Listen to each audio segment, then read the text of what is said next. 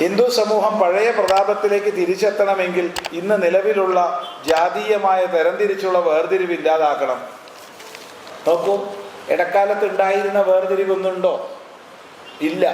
നമ്മൾ ആരും ഇവിടെ ഇരിക്കുന്നവർ ജാതി ചോദിച്ചിട്ടില്ല, ചിന്തിച്ചിട്ടില്ല, പറയുന്നില്ല. നമ്മളെല്ലാവരും ഒന്നിച്ചിരിക്കുന്നു.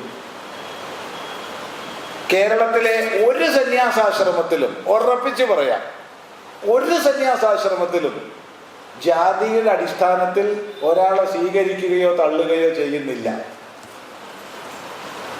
നമ്മൾ ഏത് ജാതി പറഞ്ഞാലും ഒരു ക്ഷേത്രത്തിൽ പോയി ഒന്നിച്ച് തൊഴും, ഒന്നിച്ച് ആരാധന ചെയ്യും. അല്ലാത്ത ക്ഷേത്രം ഇന്ന് കേരളത്തിലുണ്ടെന്ന് തോന്നുന്നില്ല.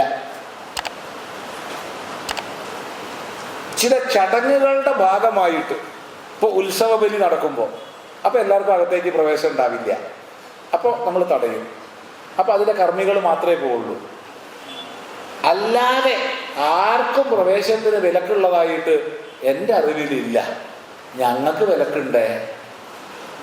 സന്യാസിമാരെ കേൾക്കാത്ത ക്ഷേത്രമുണ്ട്. പയ്യന്നൂർ സുബ്രഹ്മണ്യ സ്വാമി ക്ഷേത്രം, അവിടെ സന്യാസി കയറാൻ പാടില്ല. സന്യാസിമാർക്ക് വിലക്കുള്ള ക്ഷേത്രമുണ്ട്. ബാക്കി എല്ലാവർക്കും എല്ലായിടത്തും പ്രവേശിക്കാം. പിന്നെ ചില വസ്ത്രവിധാനങ്ങളൊക്കെ ഉണ്ടാവും, അല്ലാതെ നിഷേധമില്ല എന്ന് മനസ്സിലാക്കുക. എന്നാൽ ഇതാണോ മറ്റു മതങ്ങളിലെ സ്ഥിതി? കത്തോലിക്കൻ്റെ പള്ളിയിൽ ഓർത്തഡോക്സിനെ കയറ്റുമോ? അവൻ്റെ പള്ളിയിൽ മാർത്തോമേനെ കയറ്റുമോ?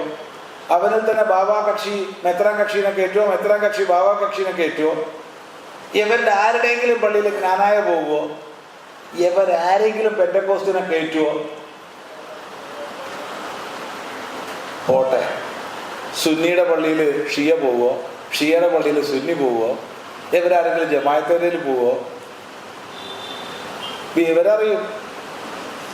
അതുകൊണ്ട് ദയവ് ചെയ്ത് ഒരു അന്ധകാരാവൃതമായ മധ്യകാലഘട്ടത്തിലെ ഹിന്ദു സമൂഹത്തിൽ ഉണ്ടായിരുന്ന പുഴുക്കുത്തുകളെ ഇന്നും ആവർത്തിക്കുന്നതിന് പകരം എത്രയോ നവോത്ഥാന നായകരുടെയും പ്രസ്ഥാനങ്ങളുടെയും പരിശ്രമ ഫലമായി നമുക്കുണ്ടായിട്ടുള്ള ഇന്നത്തെ ഉയർച്ചയെ ഉണർച്ചയെ തിരിച്ചറിയാൻ പരിശ്രമിക്കുക.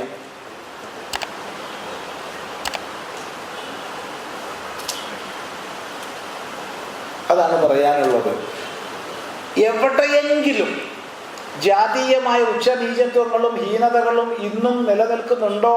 ഉണ്ടെങ്കിൽ വേദാന്തത്തിൻ്റെ ഏകതയുടെ സന്ദേശം അവിടെ എത്തിക്കുക. നിന്നിലും എന്നിലും അവനിലും അവളിലും കുടികൊള്ളുന്ന ചൈതന്യം ഏകമാണ്, അദ്വിതീയമാണെന്ന സന്ദേശം എത്തിക്കുക.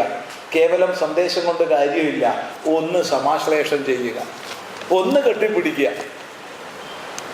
അത് മതി. ഒറ്റ കെട്ടിപ്പിടുത്തം കൊണ്ട് നൂറ്റാണ്ടുകളുടെ ഇരുട്ട് ഒരു ദീപം കൊണ്ടുവരുമ്പോൾ ഇല്ലാതാകുന്നത് പോലെ ഹീനതകൾ ഇല്ലാതാവും.